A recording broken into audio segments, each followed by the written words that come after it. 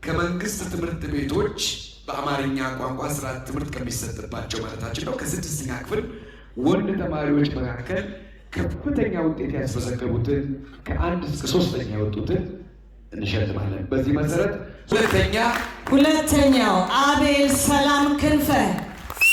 94.83 ከንፋስ ስልክ ላፍቶ